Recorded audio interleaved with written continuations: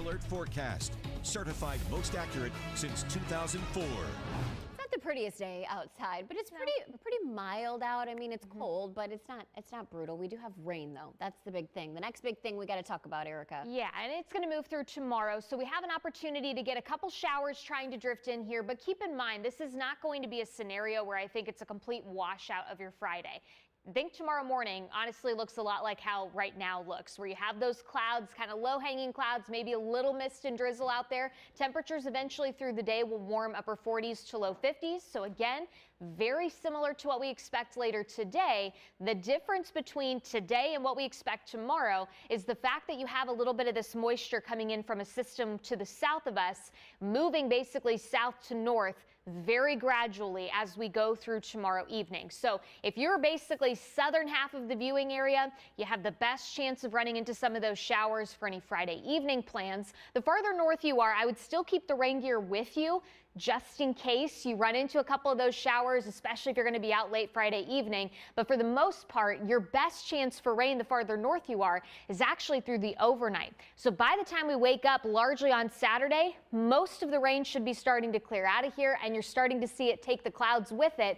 And that's what gives us this really nice period for the weekend. Yeah, a little cooler for Saturday because it's all coming with a bigger system moving through. So temperatures upper 40s, and then we're back into the mid 30s during the overnight. But Sunday is where you get the treat day, where you have temperatures back into the lower 50s and you get to enjoy a lot of this sunshine.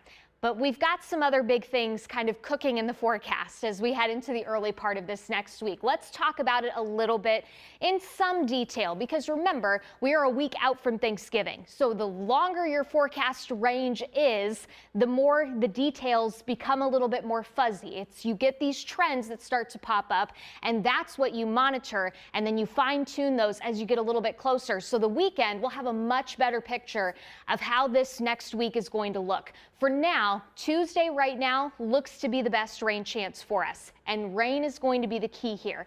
It's all prior to a cold front, so I think a lot of this stays as kind of that liquid rain. But there is a trend much cooler as we start to get into Thanksgiving Day. Temperatures may be at best upper 30s.